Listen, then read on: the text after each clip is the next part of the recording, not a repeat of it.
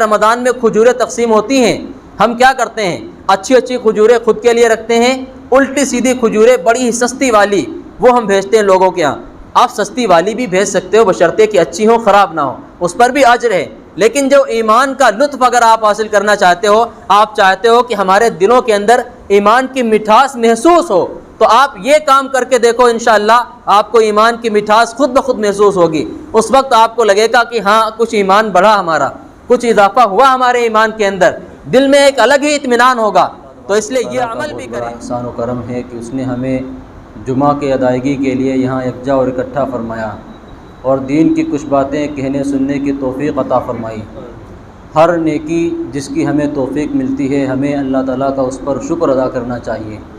اگر اللہ کا شکر ادا کرتے رہیں گے تو اللہ مزید نیکیوں کی توفیق دیتا رہے گا۔ رب کائنات ارشاد فرماتا ہے سورہ ابراہیم میں، لئن شکرتم لازیدنکم، اگر تم شکریہ ادا کرتے رہو گے تو میں ضرور بھی ضرور اضافے کرتا رہوں گا اور زیادہ عطا کرتا رہوں گا۔ اب وہ کوئی بھی چیز ہو، چاہے روزی ہو، رزق اللہ نے آپ کو عطا کیا، آپ نے اچھا کھانا کھایا، آپ نے اللہ کا فوراً شکر ادا کیا کہ اللہ تیرا لاکھ لاکھ شکر ہے، اللہ مزید آپ کو اچھے سے اچھا کھلائے گا۔ آپ کو کوئی نیکی کی توفیق ملی، ویسے تو نماز نہیں پڑھتے ہیں لیکن اتفاق سے کسی دن نماز میں آ گئے، ایمان جاگا، ایمانی غیرت جاگی، آپ نماز میں آ گئے، آپ نے نماز پڑھنے کے بعد اللہ کا شکر ادا کیا کہ اللہ تو نے مجھے یہ توفیق دی ہے، تو اللہ تبارک و تعالیٰ اور زیادہ نمازوں کی آپ کو توفیق بخشے گا۔ یہ ہے قرآن کریم کی آیت کا مطلب۔ کوئی بھی نیکی ہو، معمولی سی معمولی نیکی، چھوٹی سے چھوٹی نیکی بھی، اس پر ہم اللہ کا شکر ادا کر دیں تو انشاءاللہ رب کائنات کی جانب سے بہت زیادہ توفیق ہمیں عطا ہونے لگے گی۔ تو یہ جو جمعے کی نماز کے لیے آنا ہوتا ہے اور دین کی باتیں سننا سنانا ہوتا ہے، اس پر بھی اللہ کا شکر ادا کرتے ہیں ہم، اور ہم سبھی کو ادا کرنا بھی چاہیے، کیونکہ رب کائنات جس کو چاہے، جس کو توفیق دے، وہی اس کے مبارک گھر میں آ سکتا ہے۔ بہت سے لوگ کہتے ہیں کہ میں نماز پڑھتے ہی نہیں، میں مسجد میں جاتے ہی نہیں۔ بھائی تم کون ہوتے ہو نہ جانے والے؟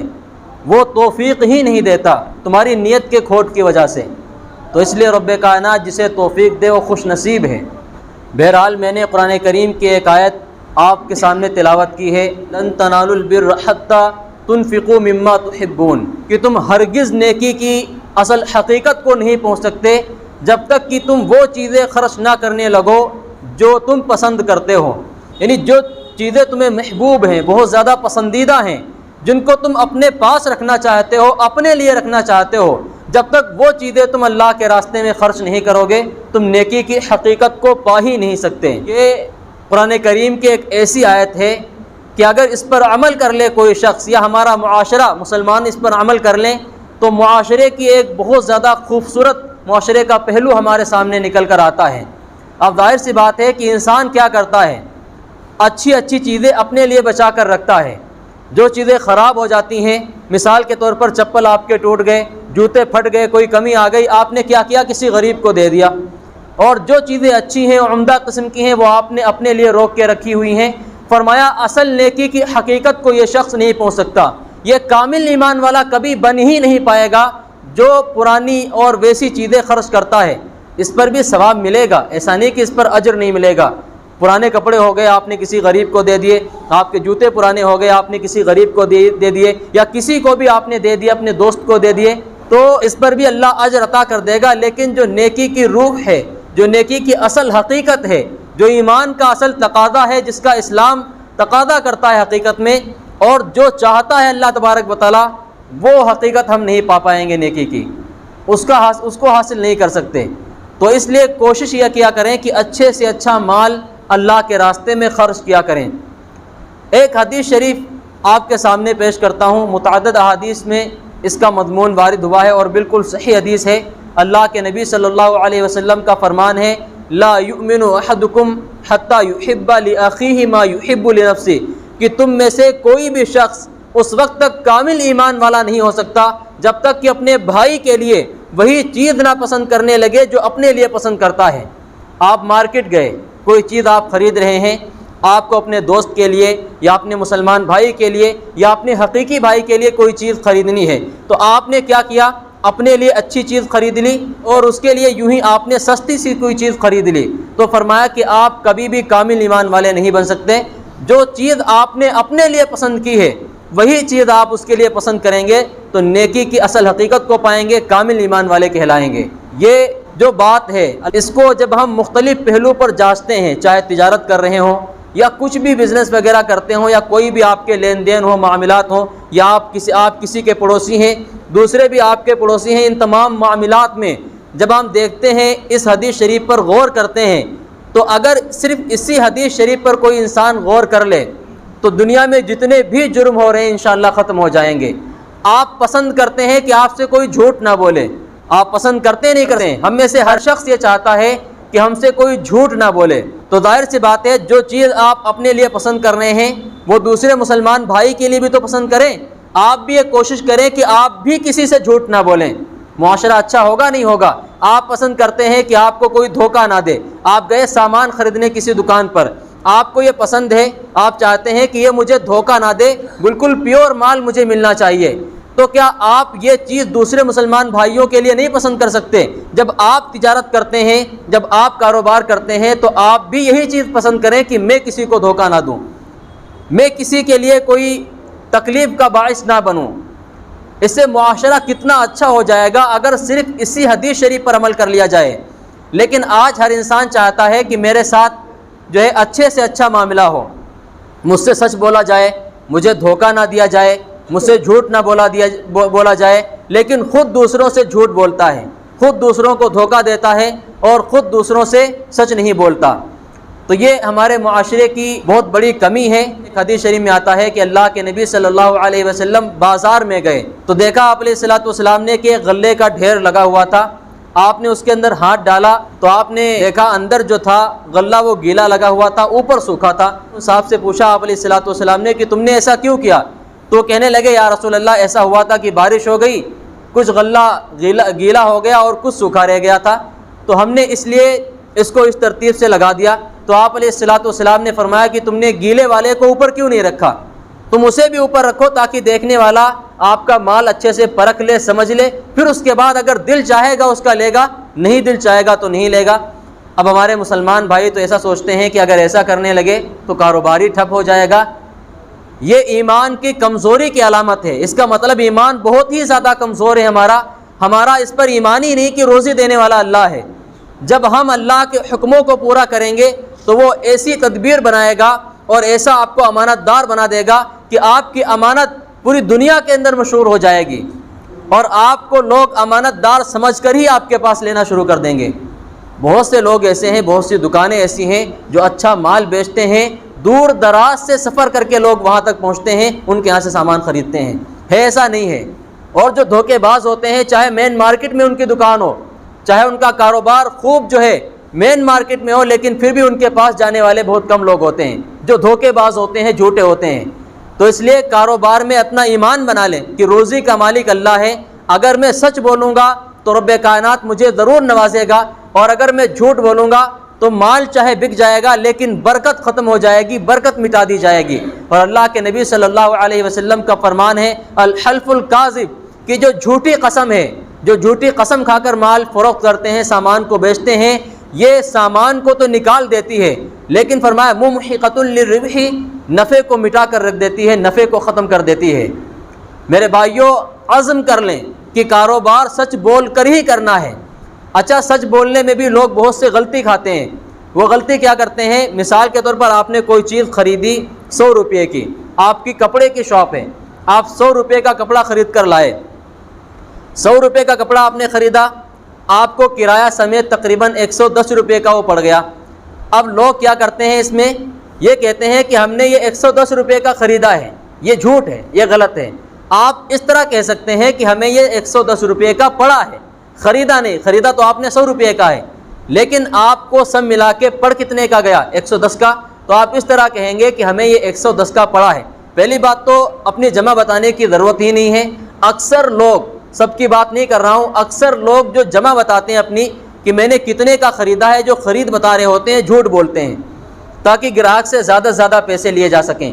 اللہم حفظنا منہ، اللہ ہم سب کی اس سے حفاظت فرمائے۔ یہ پیسے وہ لے تو لے گا لیکن کہیں نہ کہیں بیماریوں میں، کہیں نہ کہیں حادثات میں، اور کہیں نہ کہیں الٹی سیدھی جگہوں پر یہ پیسے اس کے اڑ جائیں گے۔ لاکھوں روپیہ کما رہا ہوگا لیکن برکت نہیں ہو رہی ہوگی، انسان کی سمجھ میں نہیں آئے گا کہ میں پیسے کما رہا ہوں، جا کے اندر رہیں۔ کوئی گھر میں ایک دم سے بیمار ہو گیا، کوئی بڑی بیماری آ گئی، کوئی بڑا حادثہ آ گیا، لاکھوں روپے اٹھ جائیں گے، اس کو خبر بھی نہیں ہوگی۔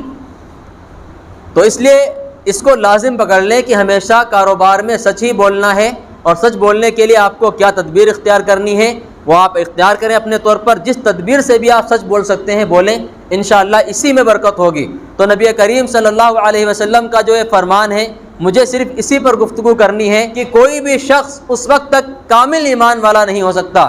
حدیث شریف میں تو صرف ایمان کا تذکرہ ہے کہ ایمان والا نہیں ہو سکتا جب تک کہ اپنے بھائی کے لیے وہی چیز نہ پسند کرنے لگے جو اپنے لیے پسند کرتا ہے۔ تو یہاں پر محدثین کرام نے اس کی تشریح میں لکھا ہے کہ یہاں پر ایمان والے سے مراد ہے کہ مکمل ایمان والا نہیں ہو سکتا جب تک کہ اپنے بھائی کے لیے وہی چیزیں نہ پسند کرنے لگے جو اپنے لیے پسند کرتا ہے۔ آپ کوئی بھی، آپ پڑوسی ہیں کسی کے اور دوسرے لوگ بھی آپ کے پڑوسی ہیں، آپ چاہتے ہیں کہ مجھے اپنے پڑوسیوں سے کسی بھی طرح کی تکلیف نہ پہنچے، اس بات کو آپ پسند کرتے ہیں، تو آپ اس بات کو بھی پسند کریں کہ میرے ذریعے سے میرے پڑوسیوں کو کوئی تکلیف نہ پہنچے، چاہے کسی بھی معاملے میں ہو، اب چاہے وہ شور شرابہ ہو یا کسی بھی چیز کا جھگڑا ہو، آپ کے ذریعے سے آپ کے پڑوسیوں کو تکلیف نہیں پہنچنی چاہیے۔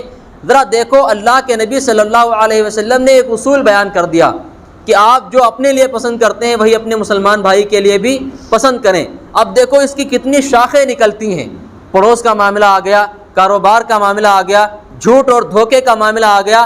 آپ کا معاشرہ کتنا اچھا ہو جائے گا اگر صرف اسی حدیث پر آپ عمل کرنے لگیں۔ ایک صاحب ہیں، ایک بہت بڑے بزرگ گزرے ہیں، محمد بن واسع، وہ ایک مرتبہ اپنا گدھا بیچنے کے لیے نکل رہے تھے بازار کی طرف۔ جب بازار جا رہے تھے، راستے میں کسی نے روک کر کہا، کیا آپ اس گدھے کو میرے لیے پسند کرتے ہیں؟